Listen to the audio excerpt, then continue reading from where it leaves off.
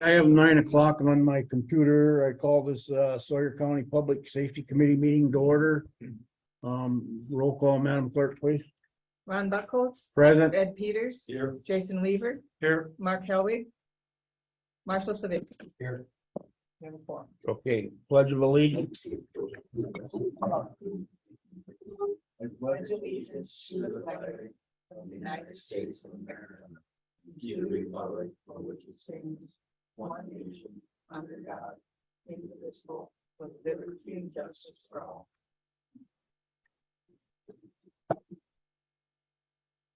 Certification compliance with open meetings law, Madam Clerk. This meeting has been noticed to the public and news media as required by section 19.84 of the Wisconsin statutes. Okay, thank you. All right, anybody on public comment? Okay. The minutes of August public safety meeting. Anybody got any questions with them? Not need a motion to approve. I'll make that motion. Okay. We have a motion by Mr. Savitsky and second by Mr. Peters to approve the minutes for August. All in favor, say aye. Aye.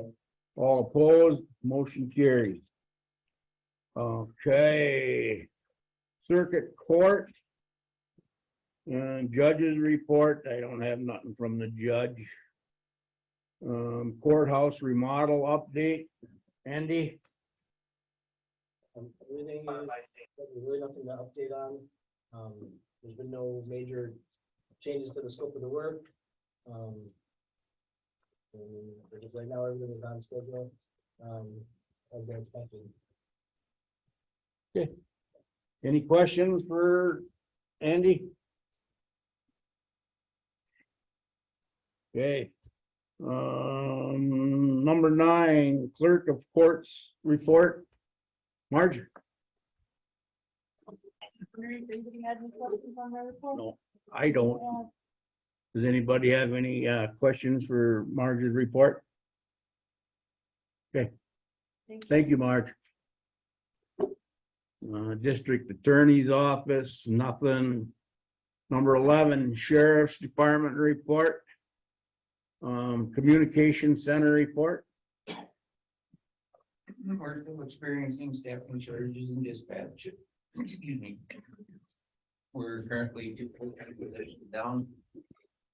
We did have one of our part-timers accept a full-time position, so that was good.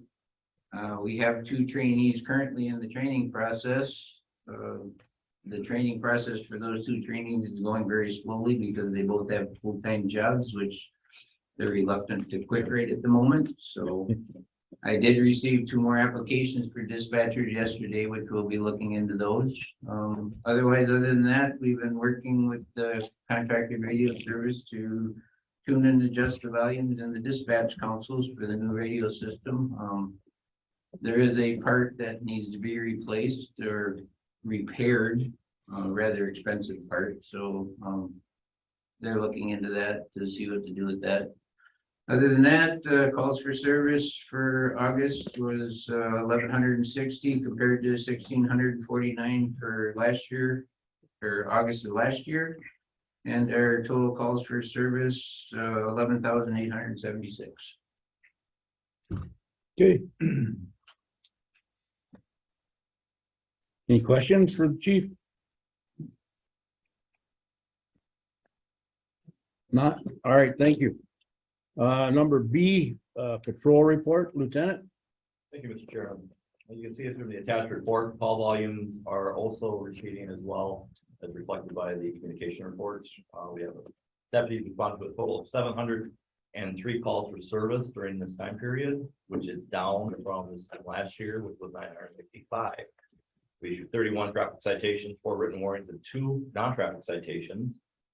School has just started back up, so our truant deputy is busy seeing how the summer went with our area schools, and so far the kids are showing up as they should be.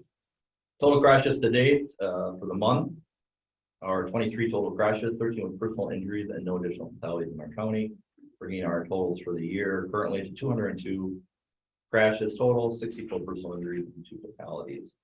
And I'm not sure that the sheriff will piggyback off of this, but on August 16th, we did have our large scale active shooter drill, which involved emergency services in the Hayward School area, as well as the Hayward Hospital, EMS and fire, city works, city police department, town of Hayward, fire and police also assisted.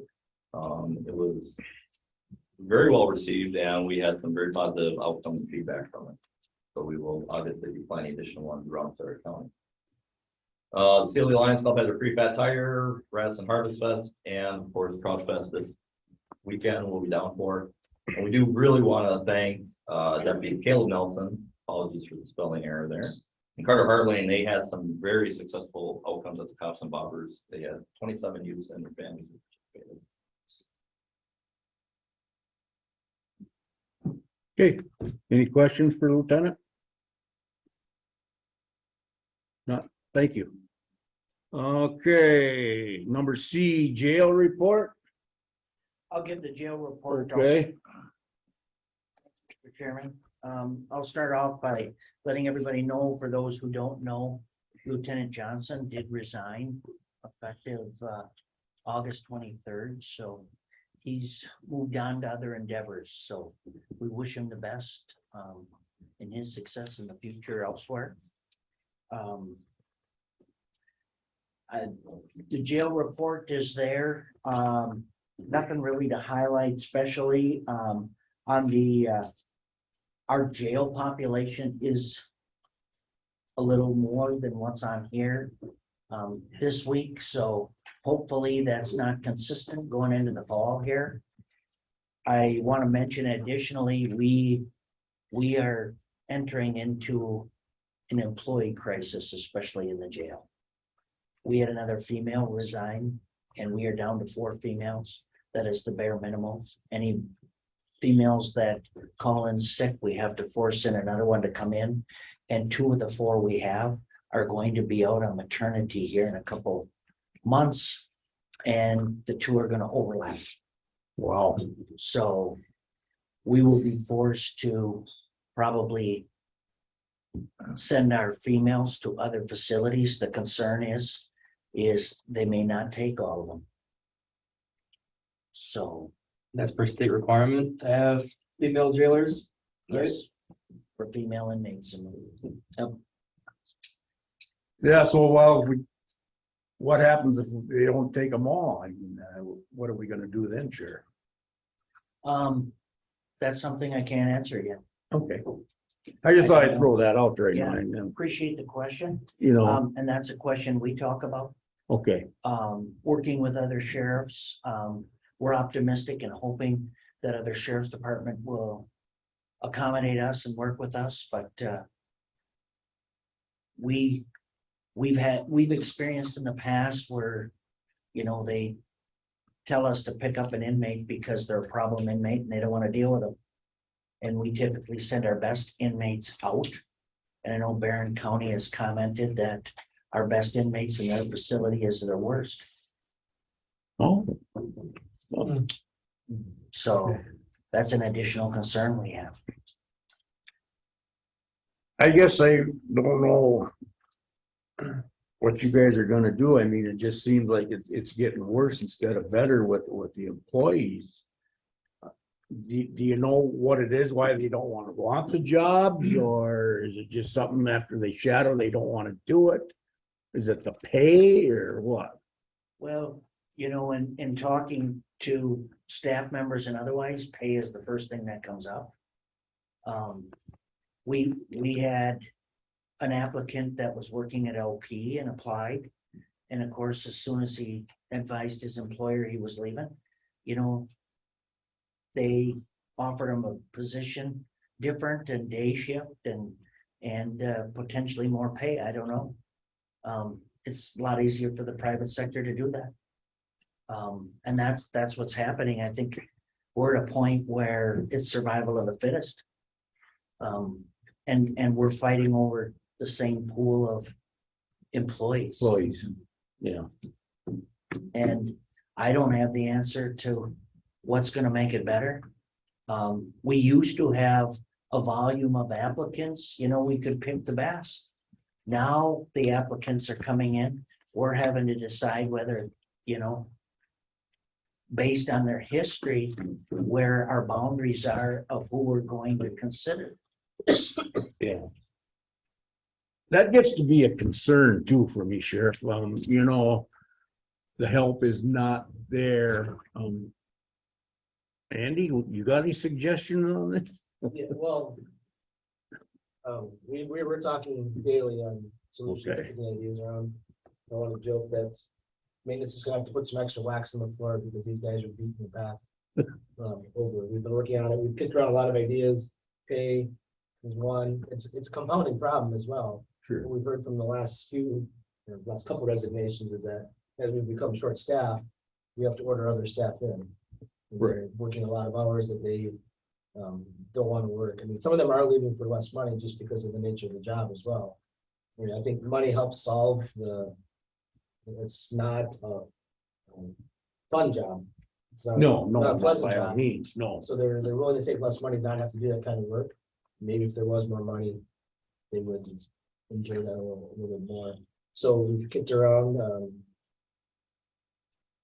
some shared positions with different duties to try to attract more people in.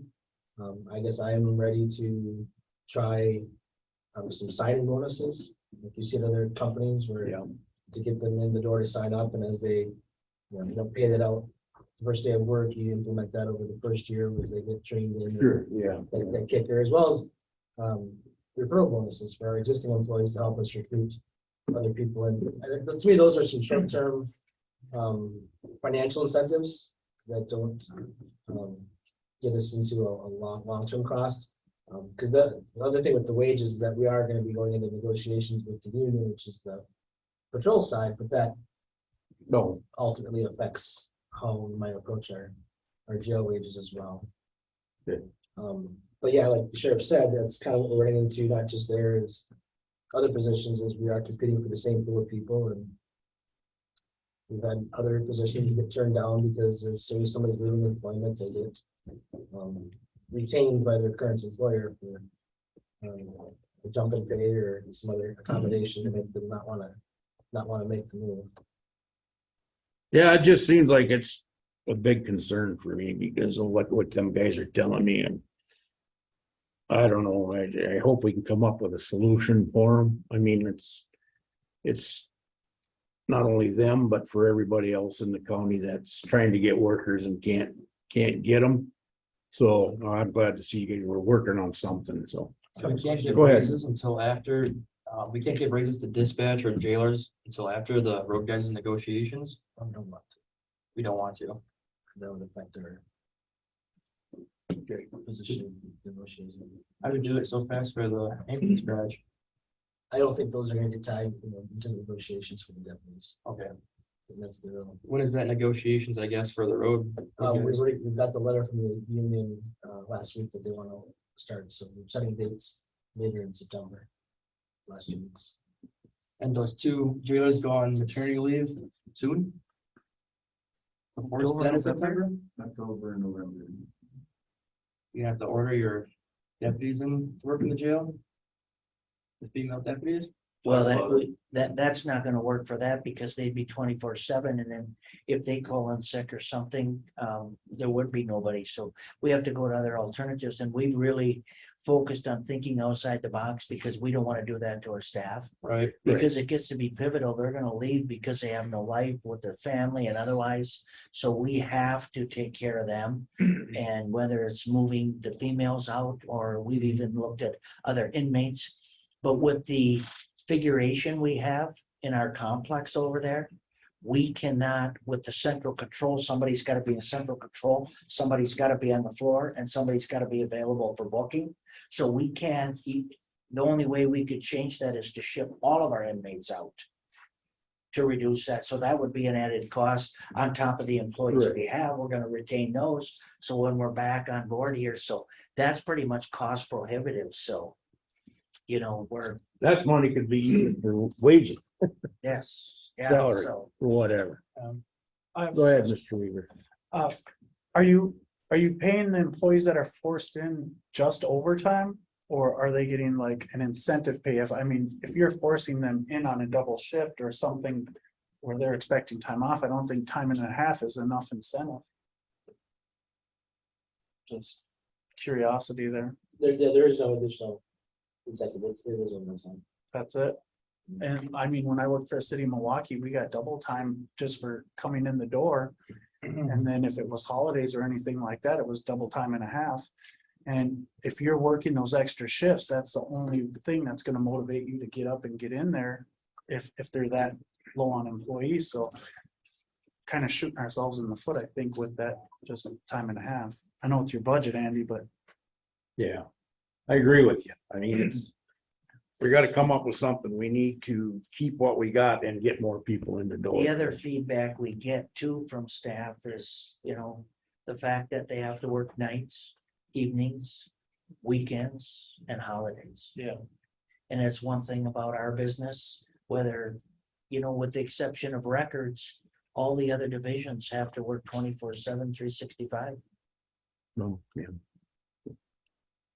Are Go ahead, those, Peter. similar circumstances in adjoining counties? Yes, It's. we are not alone. Okay, And there's many counties that have it a lot worse than we do.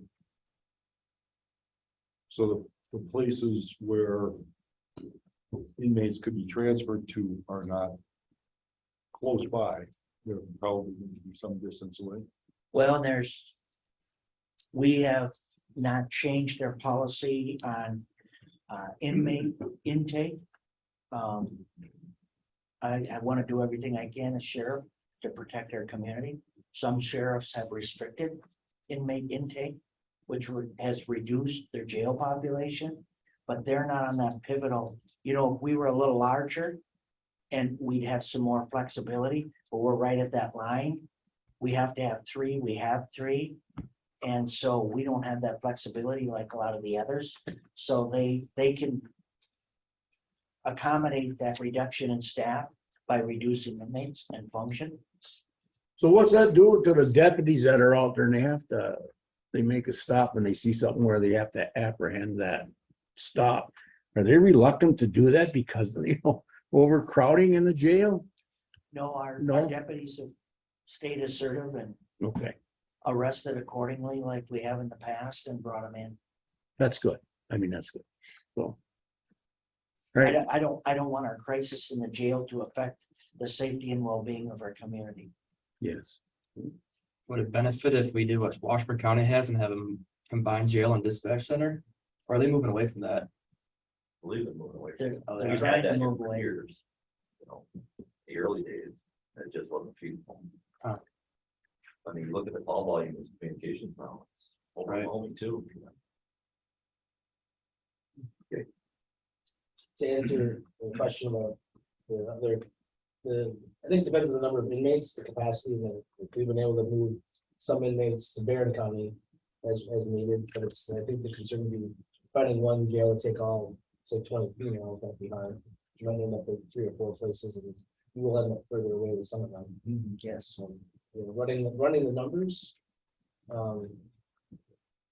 It's not. I would say, the cost of housing inmate out of county isn't, that's a comparable cost to what it costs for us to house in here. It's the, moving them back and forth for hearings and that type of thing.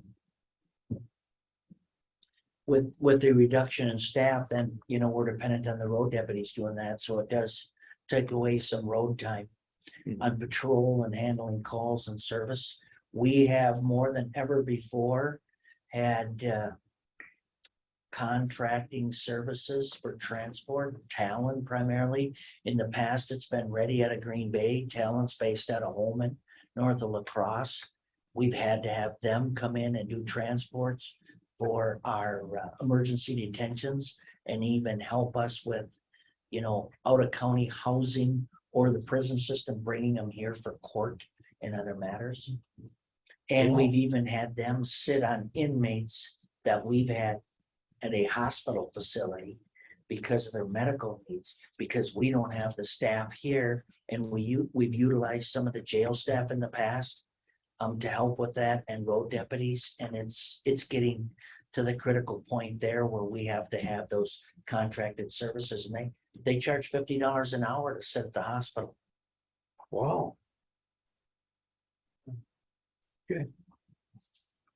All right, Just want to keep you in the loop of what we're facing here. oh, I'm glad you do. I mean, it keeps us aware of what you guys are going through. Like I say, it worries me. So I'm hoping there's gonna be something that can be done to combat this. It might take a little bit, but so. All right, you got any more jail report, Chair? No, Okay. Communication specialist. Is Mr. Truck on? Okay. All right, number E, code enforcement specialist. Brandon, you're up. Thanks, sir. So the animal control vehicle got rid of the Dodge Journey. Now we have a new Ford Explorer. Nothing wrong with it. It's running good. It's a lot better than what was there before. I've been working more on handling record keeping, simplifying things. As I do more and find out what works and what doesn't, I will keep adjusting things. August itself was a busier month for animal control. You know, with one weekend, we were almost at capacity over at the pounds. And multiple calls. We had me going out more than once for follow-ups. I also started working with zoning and public health. Zoning a little more. I've been sending out letters regarding violations that Jay and the team over there have found. And I've been out to a couple visits for violations they received notice of. Also with animal control, started getting together more form letters. So if it's something that I might not be able to get out right away, I can craft letters, send it out. And Okay. work with it that way. Then starting to work on community education regarding animal control. Below here, you'll see a license program pamphlet that makes it a lot easier than me trying to explain it every time to someone. It's more standardized by handing them that brochure. Looking forward, the humane officer training is this month in Madison. It's the 19th to the 23rd, so I will be over there with that. Also applied for funding for the animal control officer course with National Animal Care and Control Association. That was approved, so I'll be taking their basic course going forward here. On top of that, the Justice Clearinghouse webinars, they get provided for free under that NACA membership. That's been pretty good. They're about an hour and a half each. And they were giving me some good resources watching those. Then on the side of the building over at Dog Pounds, been working with maintenance to keep things up there looking good. I know that they found a solution for the doors. It's been one of the biggest things over there. And as far as the pests and stuff and all that's been a lot better.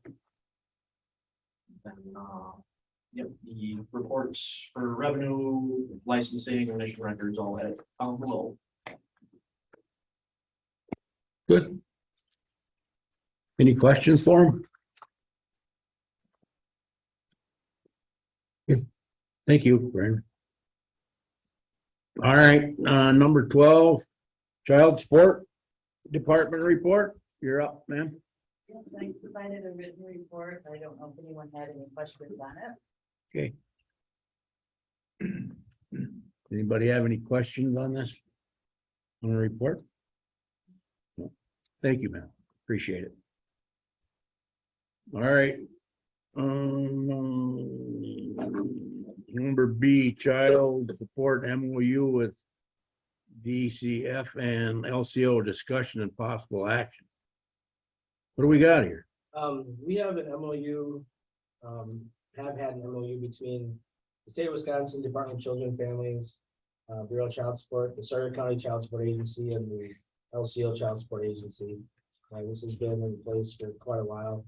When I got on board, shortly after, at some point, I was contacted by DCF regarding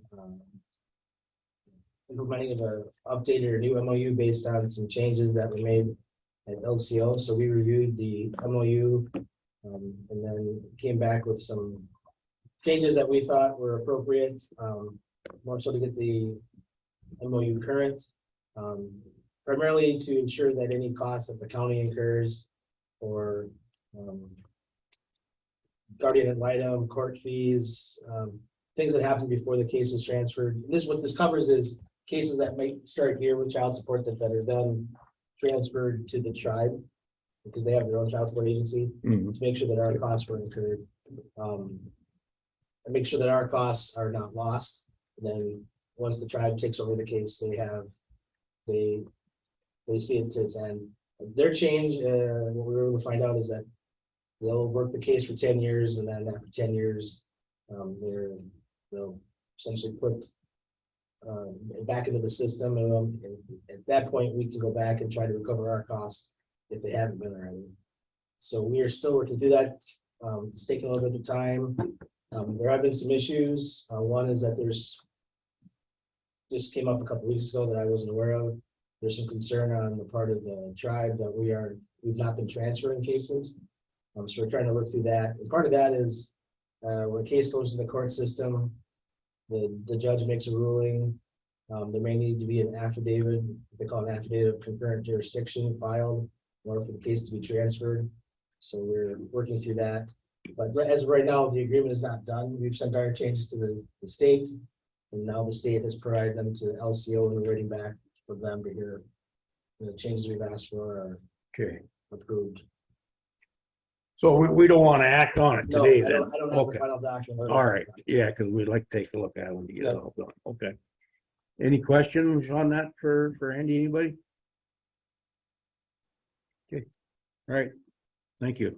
Number 13, coroner's report, review and consider switch to medical examiner's position. You want to give us an update on this, Andy? Sure. So I've been working on this. So there's a couple of updates there. One is that we do now, according to the clerk, have somebody that has filed a registry write-in declaration and intending to run as a write-in for the coroner. So up to this point, we have not had nobody filed. Went out and got signatures. And Mr. Fromo indicated he was going to not run again. He was not. So that's when I brought up the consideration of moving to a medical examiner. Yes. You can still do that. I think a lot of counties, especially what I've seen is that, there's a long time coroner in place and that coroner is not running anymore. They've made the move to medical examiner. It does not change the duties of the job, but it just allows you to hire somebody qualified to do the job rather than having an election for a coroner. That's something I think you should still consider. What I passed around is just in the resolution that's in the board packet, it indicates that the compensation is attached. The holdup in me bringing this forward is that we've been researching how to pay for the position. I mean, right now we have a budget. What I passed around is what you approved in the spring for the coroner's position. You can pay the medical examiner the same way you currently pay the coroner. The question would be if somebody will take the job at that rate. But I did not change anything. I think we're more doing the two. But what we've been researching is right now, our current coroner, Mr. Fromo, and his deputies, except for one, are all members of our ambulance service. They're all staff over there. And those jobs are supposed to be separate. What we've been researching is can we integrate the two together so that the medical examiner duties would be part of their job descriptions as ambulance staff and they could work cases during their downtime or with additional hours. And we just consider it part of our EMS. That is uncharted territory because obviously there's not that many counties that have ambulance services to be able to do that. Yeah, the advantage, one of the reasons I'm looking at it that way is that then the cost of the medical examiner would be absorbed in our EMS levy. But the attorneys are looking into it and trying to read the statute and some case law to see if we can do that, and we always need a determination on that part of it. But even if we didn't do that, we can still create the office of medical examiner. We could still hire the same people we have as coroners. and pay them the same way, just like they would not be elected or appointed, they'd be hired as county staff through the hiring process. That one, that was a write-in.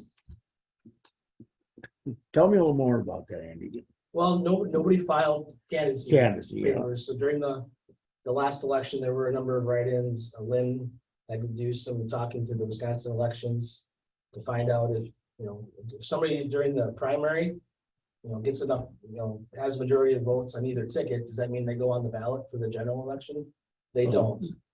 But this person inquired about the position. I think there were actually a couple inquiries Oh, after okay. the primary, because people saw that there was nobody running. So somebody inquired to Lynn, and now it's one of those people that's filed a registered write-in declaration, which you can explain what that actually means. They still aren't on the ballot. Right, there will be no name on the ballot, and I will be providing a list to all the municipalities of who the registered write-in or write-ins are. They cannot post it, but if someone asks if there's a registered write-in, they can tell them that that person is writing. Is running. So we don't know, I mean, I don't think it's appropriate to discuss the person or their qualifications. Right, yeah, I understand that, We right. just don't know. So I mean, your alternatives are just to not do anything and go through the election, and if that person wins and takes the position, we run with them as a coroner. Or you could still move ahead with the resolution to switch to a medical examiner effective the first of next year, and regardless of who runs, Right, we've eliminated that office effective the first, they'd have no position to take. You could still, that person could apply to be the medical examiner, and you can hire them. At least that way you have the ability to hire somebody who has some qualifications to do the duties. just on my opinion, I'm for the medical examiner's position, but, but that's just me. So. But we don't have to do anything with this right now then. You don't have to, I mean, if you wanted to do this, I'd move it ahead within the next month or two so that it's done before the election. I guess. You guys, should we do it? I think we I think we should motion send for it to the board, yeah. Okay, all right, I'm okay with that then. I'll make the motion. You make a motion. I'll make a motion to eliminate the coroner's position and make it a medical examiner's position. Okay, It's appointed. okay, we have a second, a motion by Mr. Savitsky and a second by Mr. Weaver to eliminate the coroner's position and have the medical examiner position. Right? Okay, I guess the only question that I have, are there any differences in qualifications that are necessary to be considered to be a medical examiner? I can speak on that. Thank you. John. oh, okay. Go ahead. So basically the only real difference states the statute wise is like the state kind of views the coroner position kind of like equal to the sheriff's position, where a medical examiner is kind of underneath the sheriff's position. So you lose a little bit of power, but you retain the same level of what you have to do as far as what the state requires death investigations. So you still have to do everything that I do currently, right? And you're still, the only difference is that you as the board or the board gets to pick who, who gets to represent them as the medical examiner. Whereas a coroner could be just anybody, whoever gets elected. I like that idea because then you could be a little more selective of, who's running, because whoever runs, you just never know why they're running.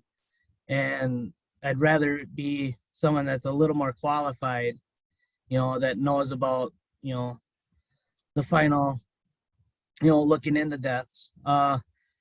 There's also, it takes a little bit more of the authority away from the deputies that I have. Medical examiners don't, like I said, they fall now underneath some of the law enforcement agencies where a coroner can kind of deputize their own people. So it's very, nobody does it that way anymore. It's very, very old system this is a, the medical examiner is a newer system, and I think it actually works a lot more efficient, and works a lot better with the way we're laid out, because the reality is we use the corner system in Sawyer County more like a medical examiner system. Okay. If that makes sense. Good, thank you. Thank you very much. Okay, so we have a motion and a second on the floor to eliminate the coroner and go to a medical examiner's position. Let's do a voice roll call on that, or a person. Yep, I've got it right here. Mr. Buckles? Yes. Mr. Peters? Yes. Mr. Weaver? Yes. Mr. Savitsky? Yes. And this has to go to the county board, right? Okay. All right, So do we need to, will there need to be a signature on that for the county board report? Yes, It's recommended by the, yes. Yeah, there was a resolution in the packet. yeah, but it didn't have to be placed for signature. Oh, So that's fine. okay, number B. I guess we did all that already. Yep. Okay, emergency management and ambulance. Mr. Dunstan is not here, but he has a report there. Did everybody get a chance to look at it quickly? Any questions on it? I was just wondering with the increase in their pay, if they've received any new applications or, Yeah, we have, we've gotten here that we did hire 3 additional EMTs, casuals, they're not full-time, and then 1 full-time. okay. Okay, I see. Okay. Any more questions? Just a couple of comments. Go ahead. Mr. Chair. Sure. So we've got the LifeQuest financials in here. We're starting to come in, we've got a couple months under our belt. We have a meeting coming up with them, and we'll be able, I think next month, we'll start looking at some comparative data from prior years to see how good or bad the billing and collections are going into the company. But everything is fully moved over, and our meeting with them too, we'll be talking, getting an update on the back. Prior billing that still needs to be addressed. The other thing I want to mention, for those that don't know, unfortunately, Nate has provided us a resignation. He will be leaving us in about a month. Oh, He's taken a position with Barron County. And I know, I'll share, I didn't ask if I could, but with him taking on the ambulance role and taking on EM emergency management, there was concern about workload, and he wants, I talked to him, he was very clear with me, he was very happy with the position. He's driving an hour and a half to work. He has a job in Barron County, 4 blocks from home. So that's, he's for departure. We're already working with him on, discussing how to fill his position. But we plan to move ahead with advertising for it as it is with combined ambulance and emergency position. okay, thank you for that, Andy. Keep us updated. Any more questions? Mr. Chair, Yes. if I'm printing the resolution in the office now, so if you want to stop down there, you can sign it on the way out. Oh, yep, okay. All right, and no more questions? Okay, number 15, Criminal Justice Coordinating Council update. 2 great focuses there have been the opioid discussion and the TAD grant. So we have the treatment and diversion program already up and running there. The 2nd year TAD grant was due, or preliminary application was due a couple weeks ago. That has been submitted, and that would have us getting a drug court up and running by the 1st of the year, and then having that funded through the TAD grant in 2023. So both of those are moving ahead. Opioid, public health, we're making the presentation at this upcoming one, CJCC. They've been doing a lot of the legwork on treatment alternatives and needs in the county for opioid addiction and recovery. At this point, I think, based on what I've heard, we're probably moving away from the securitization option for the opioids. And that's taking that chunk of money up front, then you don't get as much total. But taking it over the period of years, as it would kind of be a sustaining revenue source to fund some of these treatment and recovery programs.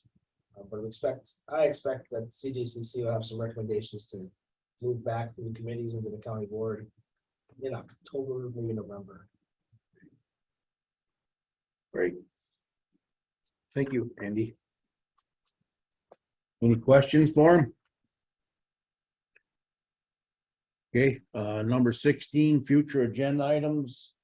Anything you guys want to put on the agenda for next month's meeting?